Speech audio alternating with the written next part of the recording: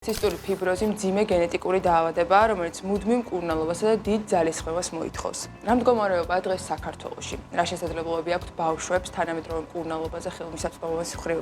ამ თემაზე სასაუბროთ საქართველოს იშვიათი დაავადების სახელმწიფო პროგრამის ხელმძღვანელი ექიმი გენეტიკოსი დოდო აგლაძე და თავად ამ პრობლემის მქონე ბავშვების მშობლები ნინო გრიგოლავა და ინგა ქველაძე მოვიწვიეთ.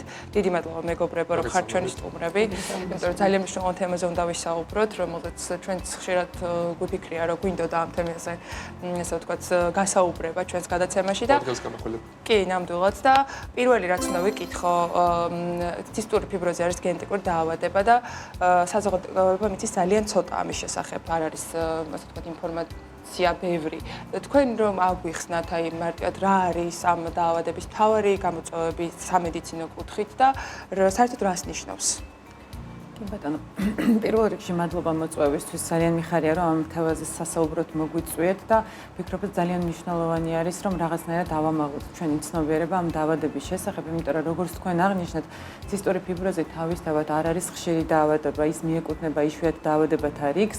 საქართველოში 1-3500 სახელმშობილში იბადება ცისტური ფიბროზით, ხომ? ეს არის იშვიათი გენეტიკური დაავადება და მისი მთავარი პრობლემა არის ის, რომ ამ გენური დეფექტის გამო სამწუხაროდ არ ხდება ორგანიზმში ლორწოს გათხიერება. ეს ლორწო გროვდება ყველგან, სადაც არის ლორწოვანი გარსი, სწრაფად მრავლდება ბაქტერიები, აი ასეთ სქელლორწოვან გარსში და შესაბამისად ხშირი არის მწვავე ინფექციური დაავადებები, ანთებითი პროცესები და ეს იწვევს, რა თქმა უნდა, ცხოვრების ხარისხის პრობლემებს და სხვადასხვა მძიმე, ვთქვათ, მულტისისტემურ პრობლემებს, ხომ?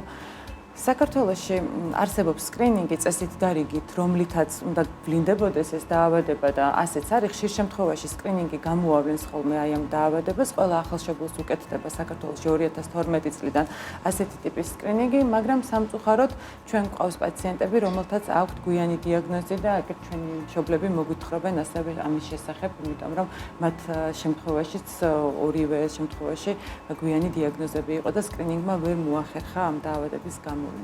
საჭიროებები ძალიან ბევრია, იმიტომ რომ როგორც ვახსენეთ, ეს არის პროგრესირებადი დაავადება და ყველა ცხოვრების ეტაპზე, გარდა იმისა, რომ საჭიროებს უამრავ მედიკამენტს, ზედამხედველობას, ინსტრუმენტულ გამოკვლევებს, ძალიან დიდ ჩართულობას მშობლის მხრიდან, დისციპლინას, გარდა ამისა, რა თქმა უნდა, ეს დაავადება მუდმივად ყოველდღიურად პროგრესირებს და სამწუხაროდ სულ ყოველთვის სჭირდება ძალიან დიდი ყურადღება და მედიკამენტები, რომელიც ხშირად ოჯახისთვის შეიძლება იყოს პრობლემა, თუ ფინანსურად, თუ მორალურად. თქვენთან მეკითხვა დავსებაში მშობლებთან სწორედ ამ თემაზე, როგორი იყო თქვენი გზა, როგორი იყო აღმოჩენა ამ დიაგნოზის, რა ასაკზე გაიგეთ, რომ თქვენ შულს ქონდა ეს პრობლემა და შემდგომ როგორ წარიმართა მოვლენა? მე თუ არა სკრინინგი, მაშინ 2009 წელს დაიბადა ჩემი უფროსი, მაშინ არც იყო სკრინინგი, არანაირი საპილოტე პროგრამაც, ანუ არა მსგავსი არაფერი არ ხდებოდა და სამწუხაროდ, სამიდან ვერც ერთზე არც ერთი არ გამიმართლა, ასე რომ ვთქვათ. არათუ სამშობიაროში, შემდეგ 2012 წელს უკვე სრულად საქართველოს მოიცვა, რამდენადაც მაქვს ინფორმაცია, თუმცა ჩემი მესამე გოგონა გაზაფხულზეა დაბადებული და მასთანაც არ გამიმართლა.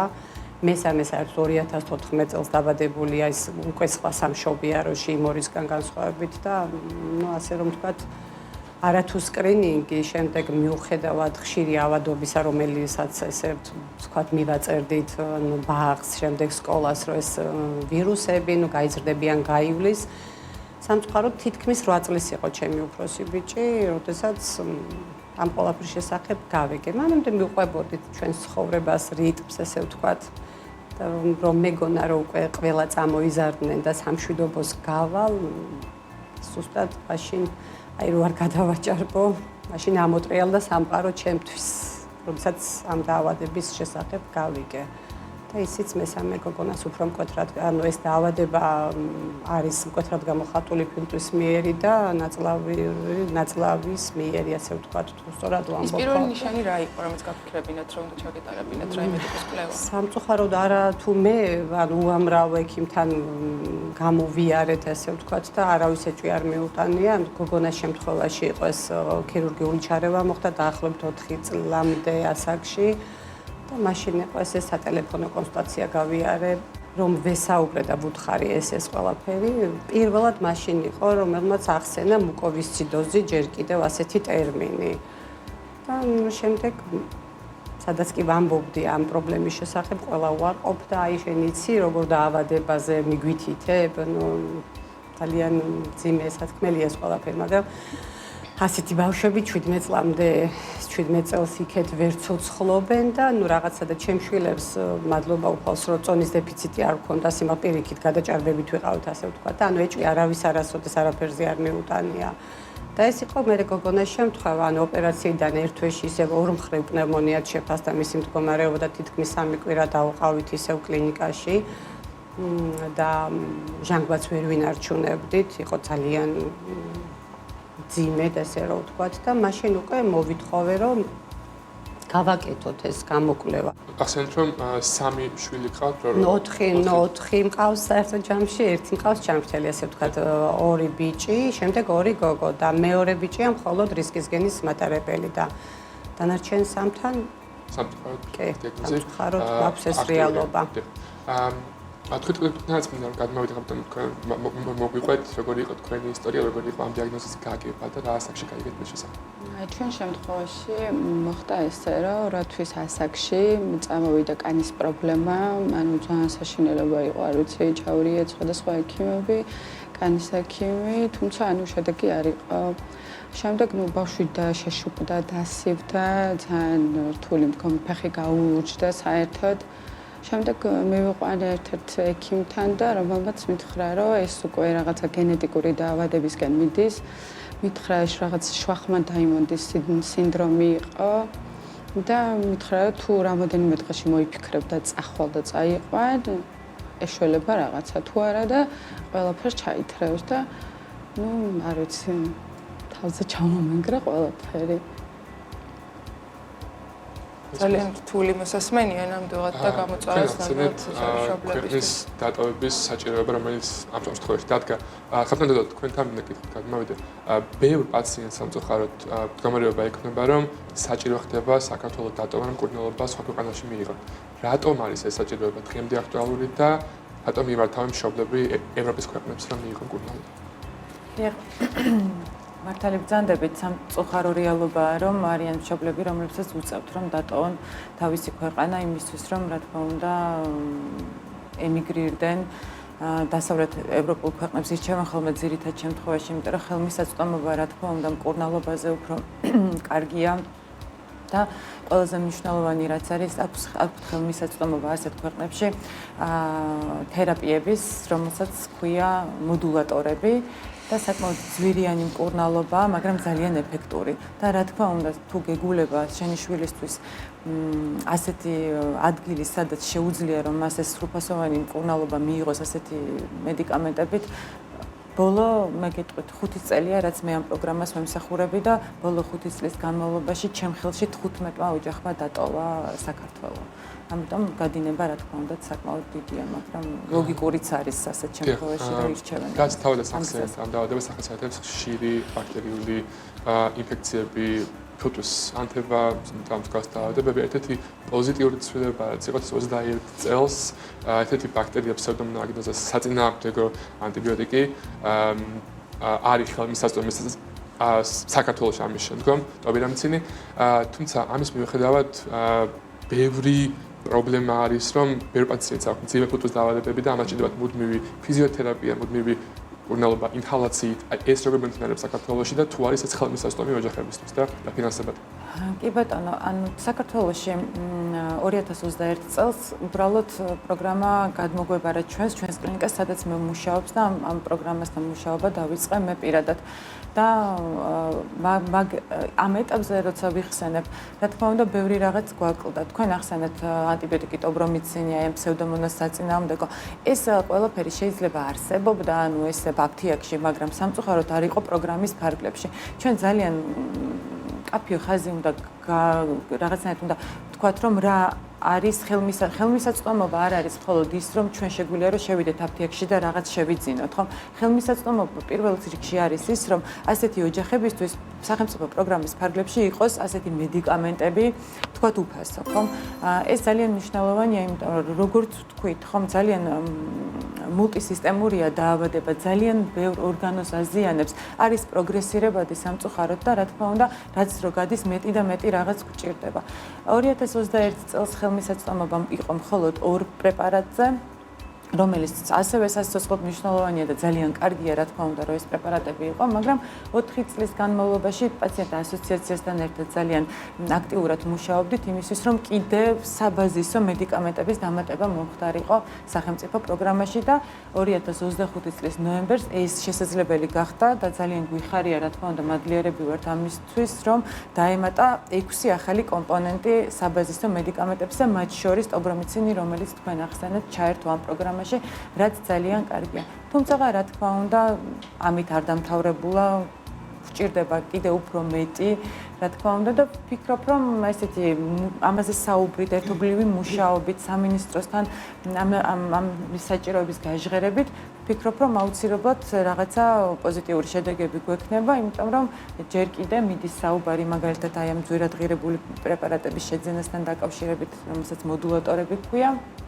რომ რაღაცა ტიპის კომუნიკაცია არსებობს და ვფიქრობთ, რომ ესეც ალბათ საზოგადოების ცნობიერებაც მნიშვნელოვანია ასეთი ტიპის დაავადებებში, იშვიათი დაავადებები ქვია კიდეც და ბევრმა უნდა იცოდეს რა ალბათ მათ შესახებ, იმიტომ რომ ასეთი ადამიანები არსებობენ, მათ უამრავი ყოველდღიური პრობლემა აქვთ და ძალიან მნიშვნელოვანია ამ თემაზე ბევრმა ისაუბროს და ქავოტენინგა თქვენთან მინდა შეკითხვით გადმოვიდე, აი თქვენ ყვებოდით თქვენს დაავადების პირველადი აღმოჩენის ეტაპზე და უბრალოდ მინდა შეგკითხოთ, აი ყოველდღიურობა როგორია თქვენი, აი როგორი დატვირთვით არის, როცა სამი შვილს უნდა, ასე ვთქვათ, ესეთი დახმარება გაუწიოთ და თქვენ გარდა იმისა, რომ ალბათ ხართ ამაში ძალიან ჩართული, თქვენი ფსიქოლოგიური მდგომარეობაც ალბათ ძალიან ისე არის, რომ შეიძლება თავს გრძნობდეთ ხანდახან თქვენაირად. აი როგორია თქვენი ყოველდღიურობა, ხო?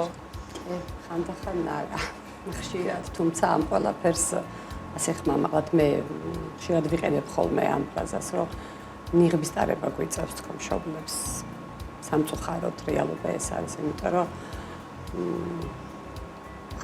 ვერავინ ვერ გაიგებს იმ ყოფას, რასაც ჩვენ რეალურად გავდივართ და იმ ქაოსურ მდგომარეობას, რაშიც ჩვენ გვიწევს ცხოვრება და მით უმეტეს შვილებთან უნდა იყო მაქსიმალურად ვცდილობ, რომ შევინარჩუნო პოზიტივი, ყველაფერი ცოტა ის შელამაზებლად ლამაზ ფერებში დავხატო და ყოფას რაც შეეხება დილის 7 საათიდან ვიწყებთ.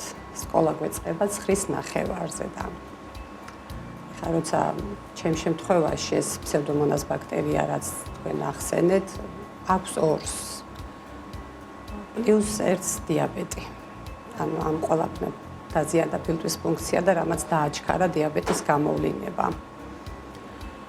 და რა ვიცი ხა დაახლოებით მაინც შეგიძლიათ წარმოიდგინოთ, პირველი გაკვეთილის გაცდენა გვიწევს, იმიტომ რომ მეორე წელია უკვე, რაც ბოლო სტაციონარიზაცია ქონდა, მის შემდეგ უწყვეტ რეჟიმში ვაგრძელებთ ანტიბიოტიკოთერაპიას და მინიმუმ 3 ინგალაცია 2 ბავშვთან. ნუ დილით ვიწყებთ ღვიძლის დამცავით, ინსულინით, შემდეგ ეს ბრონხოდილატატორები, შემდეგ 1 ინგალაცია, შემდეგ შუალედი, საუზმე უნდა მოასწრო, იქ შაქარი უნდა აკონტროლო, პლუს მეორე ინგალაცია, მესამე ინგალაცია და სულ ვართ ისეთ დაძაბულ რიტმში და სულ მოსწრებაზე, სულ გადარბენაზე.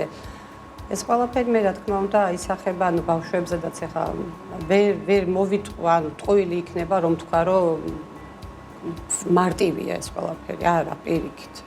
და ვართ სულ დაძაბულების. პლუს ამას ემატება სკოლის არასრულფასოვანი დასწრება. ნუ მართალია იქ ახლა გვიწყობს ხელს ეს თვითონ დირექტორია თუ პედაგოგებია თუ ასე შემდეგ, მაგრამ ყველაფერთან ერთად სწავლის ხარისხიც უარესდება, იმიტომ რომ ფიზიკურად შეუძლებელია, რომ ამ ყველაფერთან ერთად გვაქვს ხშირი გაცდენები და არც ვაძალებ ხოლმე, როგორც კი ცოტა დისკომფორტი მაინც ექნებათ ბავშვებს. რაც მინდა კითხო დასაწყისად კაპიტანი. ახსენეთ აი ამ რამდენიმე ტიპის მედიკამენტის საჭიროება, ამას ასევე ემატება ფიზიოთერაპია, ინჰალაციები. ეს ყველაფერი თუ არის ხელმისაწვდომი, არა ემხრობოდ მედიკამენტებს საქართველოში არის, არამედ თუ ფინანსდება ეს კურნალობა და რა ხარჯებთან არის დაკავშირებული ეს ყველაფერი თქვენთვის. როგორც ქალბატონმა დოდომ აღნიშნა, გასული წლის ნოემბრიდან ჩაეშვა ესეთი პირველადი მოხმარების მედიკამენტებს მანამდე გვქონდა მხოლოდ კრეონ და დორნაზა ალფა და შემდეგ მთელი ერთწლიანი ასე ვთქვათ მოლაპარაკების მთელი მოთმინებით და ამით იყო იმედგაცრუებაც შეხვედრების შემდეგ ყველაფერი ასე თუ ისე გამოვიდა რაღაცათ ეს პირველადი თუნდაც ის ღვიძლის დამცავი ის საინგალაციო ანტიბიოტიკები 6%-იანი მოკონები და ასე შემდეგ რაც რეფერალზე გავლით გვიწევდა ხოლმე რომ დაფინანსება მოგვეპოვებინა და ასე შემდეგ მე რომელიღაც კონკრეტულ აფთიაქს შემოეტანა ეს ყველაფერი უკვე გვაქვს თუმცა ერთი მთავარი რაც მე დავამატებ ჩვენ შემთხვევაში და ფსევდომონას შემთხვევაში ეს არის ინტრავენური ანტიბიოტიკები რაც დღემდე არ გვაქვს ქვეყანაში და ჩვენ ხელმისაწვდომი არ არის ხო? არა, ფიზიკურად და რეგისტრაციაც არა აქვს გავლილი, ანუ სტაციონარში ხა ორჯერ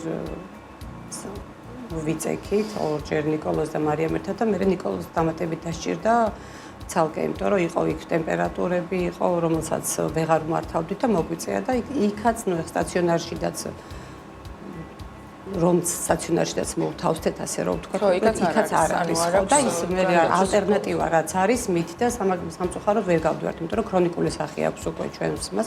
უბრალოდ ვინარჩუნებთ ასე ვთქვათ მეტნაკლებად სტაბილურ მდგომარეობას. თქვენი შვილი ეს უფროსი არის 17 წლის ახალგაზრდა ახსენეთ. როცა პაციენტი ცდილდება 18 წელიწადს ეს პროგრამა მაშინაც მოქმედებს მათთვის? არა, აი მაგას მეც მინდოდა რომ შევხებოდი. სამწუხაროდ არ. რა თქმა უნდა, მედიკამენტები იქნება და პაციენტი იღებს მედიკამენტის ცხოვრების ბოლომდე, მაგრამ სამწუხაროდ მონიტორინგის პროგრამა, რომელიც ხელმისაწვდომი არის პედიატრიული ასაკისთვის დასრული პაციენტებისთვის არ არის და ასევე სტაციონარიზაციის პროგრამაც მხოლოდ 18 წლამდე არის, რაც მნიშვნელოვნად აფერხებს, რა თქმა უნდა, სრულფასოვნად მუშაობას, იმიტომ რომ შენ როცა 0 ასაკიდან ბავშვს ყურადღებას აქცევ, უვლი ხო ხდებით რაღაცა დონემდე მიყავს ვინარჩუნებთ ჯანმრთელობას და მე ეს ძალიან სწრაფად ანუ ეს კავშირი წყდება ძალიან რთულია იმიტომ რომ ასეთ შემთხვევაში პაციენტებს უწევთ რომ იპოვონ თქვა პულმონოლოგები იფანტებიან სხვადასხვა კლინიკებში და რა თქმა უნდა მკურნალობა უნდა იყოს სპეციალიზირებული იმიტომ რომ ცეფი ძალიან როგორ გითხრათ ისეთი დაავადებაა რომ ყველაფერი პროტოკოლები გაიდლაინები მასზე არის მორგებული არაფერს სხვას არ გავს ასე ვთქვათ და ამიტომ რა თქმა უნდა კარგი იქნება ამ კონფერენციის ფაქტის მომხსნა ძალიან იმედის მომცემი ისტორია 73 წლის პაციენტის რომელიც აქტიურად ცხოვრობს არის გერმანელი წარმოშობით მიიჩნეოდა რომ ამ დაავადების ცხოვრების ხანგრძლივობა ევროპაში არის 40 წლამდე დაახლოებით საშუალო ხანგრძლივობა საქართველოში ალბათ ამაზე ნაკლები არის სამწუხაროდ თუმცა ყველა მკურნალობა ცდილობს რომ ეს ხანგრძლივობა გავზარდოთ და არჩება კარგი ხარისხი მივცეთ ცხოვრების ამ პაციენტებს ამ შემთხვევაში რა აუცილებლობა არის 18 წლის შემდგომაც იყოს ეს მკურნალობა ხელმისაწვდომი მათთვის და თავადაც შეძლოს ამის მართვა კი ბატონო, ძალიან მნიშვნელოვანი არის, რომ პაციენტი როცა ხდება დასრული, ანუ ეს ჯაჭვი გრძელდებოდეს და მას ყავდეს ექიმი, რომელიც ყურადღებას მიაქცევს მის ამ სპეციალურ საჭიროებებს, იმიტომ რომ კიდევ ერთხელ გეუბნებით, ცისტური ფიბროზი ძალიან სპეციფიური დაავადებაა, მას ძალიან ბევრი ორგანოს ჩათრევა შეუძლია, ყველა ეტაპზე რაღაცა არის, რასაც ყურადღება უნდა მივაქციოთ და რა თქმა უნდა, რაც დრო გადის, ანუ მდგომარეობა უარესდება, ხომ? რადგან პროგრესირებადი დაავადებაა. თქვენ ახსენეთ გერმანელი პაციენტი 63 წლის, რომელიც იყო ჩამოსული საქართველოში ამ კონფერენციაზე და სიცოცხლის ხანგრძლივობასაც შეეხეთ. ჯერ კიდევ არის 42 წელი საშუალო ევროპაში. საქართველოს მონაცემებს მე არ ვიტყვი, იმიტომ რომ ცოტა მძიმედ გვაქვს საკითხი, მაგრამ უბრალოდ გავამახვილებ თქვენს ყურადღებას იმაზე, რომ გვყავს 90 პედიატრიული პაციენტი და მხოლოდ 16-ის დასრული და ეს თავისთავად ხვდებით, რაზეც მიუთითებს, იმიტომ რომ პროპორციულად მაგალითად თუ ავიღებთ გერმანიას, იქ დასრული პაციენტები უფრო ჭარბობენ, იმიტომ რომ ანუ მათ ეძლევათ საშუალება სრულფასოვანი ცხოვრების და რა თქმა უნდა, აი ამ ახალ მედიკამენტებთან ერთად და ცხოვრების წესი იქნება ეს სხვადასხვა ინსტრუმენტული გამოკვლევები თუ მონიტორინგის პროცესი რაღაცნაირად ახერხებენ რომ შეინარჩუნონ არამხოლოდ სიცოცხლის ხანგრძლივობა, არამედ ხარისხი, რომელიც ასევე არანაკლებ მნიშვნელოვანია ასეთ შემთხვევაში. ძალიან მნიშვნელოვანი. ჩვენი პაციენტებისთვის გონი ძალიან მნიშვნელოვანი იყო აი ამ ადამიანის გაცნობა, იმიტომ რომ რაღაცა იმედის მომცემი არის, როცა ხედავთ რომ არიან დასრული პაციენტებიც და ვფიქრობ რომ ძალიან ბოლო კითხვა მინდა ნინო თქვენთან რომ დავსვა რომ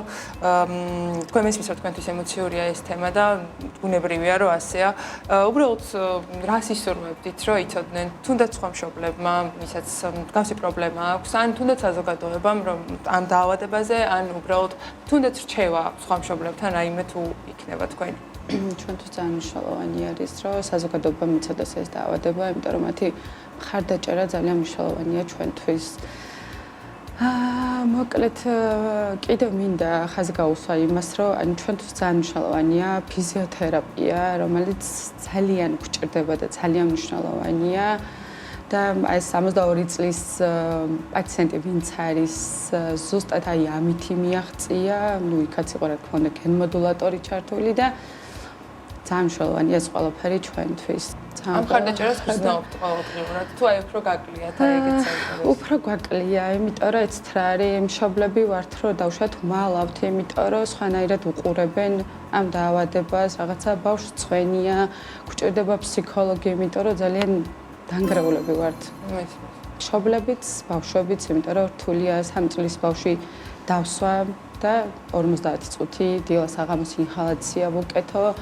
იმართება იქ ისტერიკები, რომ აღარ უნდა და აი სკოლებში და ბაღებში თუ იცით როგორ არის, აი იგრძნობა რაიმე ტიპის სტიგმა თქვენ შეგიჩნევიათ? ნახეთ როგორ არის ზუსტად აი ეს კონფერენციაზე იყო ეს საკითხი, ანუ მშობლებთან, რომ ანუ ბავშვი ახვალებს და მასწავლებელი ეუბნება, რომ ნუ ახვალებ, არ გადაგვდო რამე და ანუ ბავშვი არის უხერხემლო მდგომარეობაში, აღარ უნდა სკოლაში მისვლა და ძალიან ცუდად ისახება ეს ყველაფერი ბავშვსაც, მშობელიც უნდა განიცდის და ძალიან რთულია, ანუ ფსიქოლოგი კიდე მასწავლებელს შეიძლება რომ არ იცოდნენ არაფერი, ხო? ამ შემოხრივაც ეს გვაკლია ალბათ. რა თქმა უნდა, კი და ეს ცნობადობა რომ გაიზარდოს ძალიან მნიშვნელოვანია ჩვენთვის. იმიტომ რომ ეს ბავშვები არ იყვნენ ჭრდილში, არ იყვნენ გამოყოფილი, არ იყვნენ ფსიქოლოგიურად მათ შესაძლებელი ხო, ნამდვილად ასე. მეგობრებო, ძალიან დიდი მადლობა, რომ ჩვენი სტუმრები იყავით. ხნეობას გისურვებთ, ძალიან რთულ პრობლემას ხართ შეჭიდებული, მაგრამ ორივეს აღფრთოვანებული ვარ, ორივეს გამძლეობით და მოკლედ ხარს გიჭერთ ჩვენ, რომელსაც ასე ახსენეთ, რომ გჭირდებათ და ჩვენი გუნდი, რომელიც ძალიან ხშირად ცდილობს, რომ გააშუქოს ასეთი თემები, ყოველთვის მზად არის, რომ თქვენ ასეთ პრობლემებზე ვისაუბროთ და ძალიან დიდი მადლობა ყველას ჩვენთან სტუმრობისთვის.